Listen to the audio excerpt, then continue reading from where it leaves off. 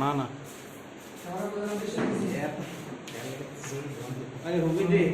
করতে যাচ্ছি। সাংবাদিক বন্ধুগণ, আপনারা অবগতি রয়েছেন, যারা রাজ্যের লোক দেখছেন তারাও অবগতি রয়েছেন, সবাই দেখেছেন প্রতিনিয়ত আমাদের বিগত 4 বছরে আমাদের রাজ্যের কি অবস্থা। এই রাজ্যে প্রথমত গণতন্ত্র নেই বললেই চলে। কেন এই কথা বলা হচ্ছে আজকে? কারণ আমাদের এসএফআই বলুন, টিএসইউ বলুন, আমাদের একটাই উদ্দেশ্য, একটাই লক্ষ্য, যেখানে গণতন্ত্রকে পুনরুদ্ধার করা এবং মানুষের কথা বলার যে অধিকার সেটাকে সুরক্ষিত করা। কিন্তু আমরা দেখতে পেয়েছি কি বিগত 4 বছরে এই রাজ্যে একটা কলেজ কাউন্সিলের একটা ইলেকশন অবধি এখন পর্যন্ত সংগঠিত হয়নি। শুধু এতটুকুই না, যে ছাত্র ছাত্রীরা কলেজে তাদের বিরুদ্ধে কথা বলছে, সরকারের বিরুদ্ধে, কলেজের শিক্ষক নেই, টিচার নেই, স্কুলের শিক্ষক নেই, এই সকল যদি কথাবার্তা যারা বলছে তাদেরকে কলেজে ঢুকতে দেওয়া হচ্ছে না, মারপিট করা হচ্ছে বা যে কোনোভাবে তাদেরকে নিগৃহীত শোষিত করা হচ্ছে।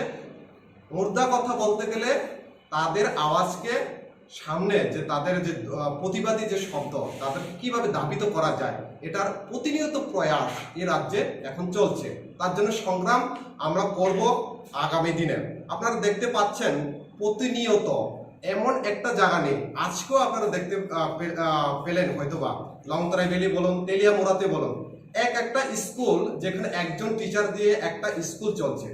আর আজকে লংতরাই ভ্যালি এমন একটা জায়গা, ওই জায়গাতে আমরা দেখতে পেয়েছি কি ছাত্রছাত্রীরা ধর্নায় বসে রাস্তায়। এবার ভাবুন, যে সমাজের মূল মেরুদণ্ড হলো শিক্ষা, যে সমাজের মূল কাঠামো হলো শিক্ষা, কিন্তু এই শিক্ষাকে ভেঙে দেওয়ার জন্যই আজকের এই রাজ্যে যদি এরকম ছাত্রছাত্রীদের রাস্তায় বসতে হয়, তাহলে সমাজ কোন পথে পরিচালিত হবে? এটা আমাদের ভবিষ্যৎ অত্যন্ত অন্ধকারের দিকে, এটা আমরা ভাবতেও কিন্তু খুব কষ্ট হচ্ছে। তার জন্য এসএফআই, টিএসইউ আমরা প্রতিনিয়ত রাজ্য স্তরে, কেন্দ্র স্তরে এর বিরুদ্ধে আওয়াজ তুলছি। দেখা যাচ্ছে কি আপনারা দেখেছেন সোশ্যাল মিডিয়াতে, আমরা দেখেছি কিছু কিছু স্টুডেন্ট, ছাত্র, যেটা নিজের ছেলে মেয়ের সমবয়সী, তারা স্কুলে ছাত্র নেই, টিচিং নেই, টিচার নেই, শিক্ষক নেই, তার জন্য আন্দোলন করছে। তাদেরকে মারপিট করে, না এই সরকারের আমলে সব কিছু হয়ে গেছে, কেউ আন্দোলন করা যাবে না, তাদেরকে মারপিট করে রাস্তা থেকে তাড়িয়ে দিচ্ছে। আর তাদেরকে যদি একটা বানান জিজ্ঞাসা করা হয়, তারা কিন্তু এই বানানো অবধি ঠিক করে বলতে পারছে না। এগুলো আপনারা দেখছেন প্রতিনিয়ত, যেটা কি অবস্থা। যে ছাত্রছাত্রীরা এসেছিল তাদের প্রতিবেদনে উঠে এসেছে কি, তাদের প্রতিবেদনের মূল, যেহেতু আমরা ছাত্র সংগঠন, ছাত্রদের সমস্যা নিয়ে কথা বলি, তো আমরা দেখতে পেয়েছি আর শুধু আগরতলা শহরেই নয়, বিশেষ করে এডিসি এরিয়াতে বলুন আর অন্যান্য ডিস্ট্রিক্টে বলুন, প্রতিনিয়ত স্কুলগুলোতে শিক্ষক নেই, ছাত্রছাত্রীরা শিক্ষকের অভাবে রাস্তায় বসে পড়ছে।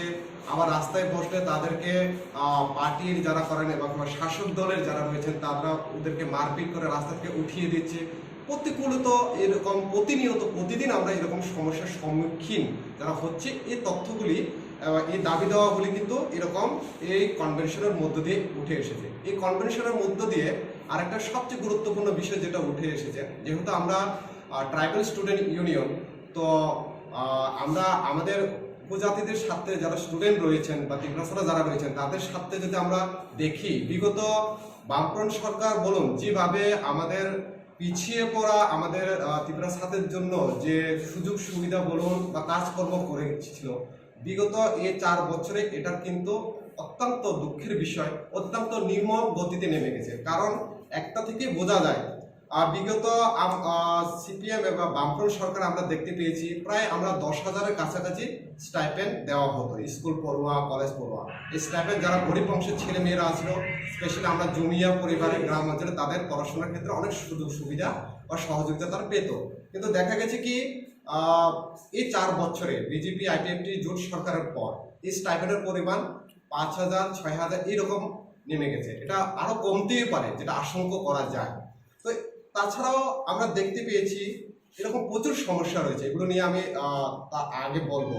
এই কনভেনশন থেকে আমরা যে দাবি তুলছি, আমাদের প্রতিনিধিরা যারা রয়েছেন তারা আলোচনার মাধ্যমে যে দাবি দেওয়া রয়েছেন, যে আমাদের যেহেতু আমরা ট্রাইবাল স্টুডেন্ট ইউনিয়ন, তাছাড়া আমাদের SFI, all India SFI student union আমরা কাজ করি, ছাত্র ফেডারেশনে যারা যেহেতু আমরা কাজ করি, তো আমরা দেখতে পেয়েছি কি আমাদের যে মূল সমস্যা আমাদের তিগ্রাসাদের কালচার বলুন, শিক্ষা বলুন, যে কোনো বলুন, কারণ শিক্ষা ছাড়া তো সংস্কৃতি উন্নতি হবে না, আর সংস্কৃতি আর শিক্ষা ছাড়া তো সমাজ গঠিত হবে না।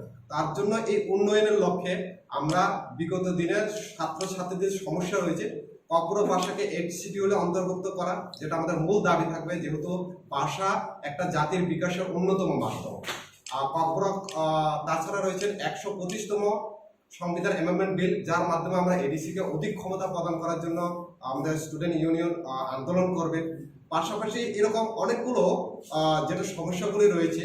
আর সবচেয়ে হাস্যকর ব্যাপার হলো এই রাজ্যে কি শিক্ষা দপ্তর বলে কি কিছু আছে, এবং শিক্ষামন্ত্রী ডিপার্টমেন্ট বলে কি কিছু আছে? আজকে আমরা এই সাংবাদিক মাধ্যমে আপনাদের মাধ্যমে আমরা প্রশ্ন জিজ্ঞাসা করতে চাই। কেন বলছি এই কথা?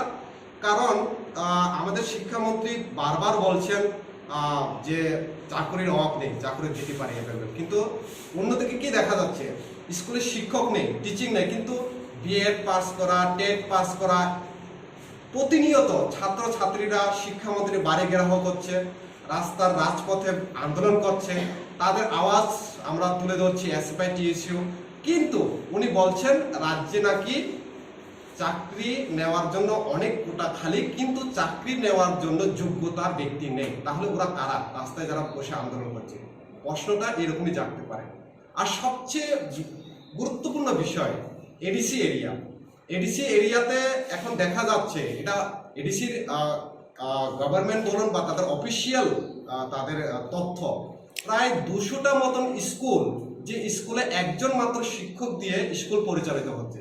এবার ভাবুন যে সমাজকে আলোর পথ দেখাবে শিক্ষা, আর সে আলোর পথে দেখাতে গেলেই আজকে এই অবস্থা হলো আমাদের শিক্ষার ব্যবস্থা। তো সাংবাদিক বন্ধুগণ, এত বেশি আমি সময় নেব না। আমাদের এই কনভেনশন আমরা মোটামুটিভাবে সাকসেসফুল করতে পেরেছি, কারণ একটা সময় যারা বলে থাকেন সোশ্যাল মিডিয়াতে বলুন, অন্যরা বলে থাকেন যে ট্রাইবাল স্টুডেন্ট উপজাতি ছাত্র ইউনিয়নের যারা লেফটফ্রন্ট বিশ্বাসী, সমাজতন্ত্র ধর্মনিরপেক্ষ যারা বিশ্বাস করে, তাদের সঙ্গে আর নেই, এরকম যারা প্রতিনিয়ত সোশ্যাল মিডিয়াতে তুলে থাকেন, তাদেরকে জবাব দেওয়ার জন্য আমাদের এই টাউন হলের যে কনভেনশন, যে 400 জনের মতন যে প্রতিনিধি, এটাই যথেষ্ট। আগামী দিনের যারা এরকম ভাবছেন তারা আমাদের এই কনভেনশন থেকে আপনারা হয়তো বা দেখতে পেয়েছেন। তা আপনাদেরকে অসংখ্য ধন্যবাদ। আমাদের সংবিধানকে রক্ষা করার জন্য আপনারাও এগিয়ে আসছেন, আমরাও কাজ করছি। তো আপনাদের অসংখ্য ধন্যবাদ। আমাদের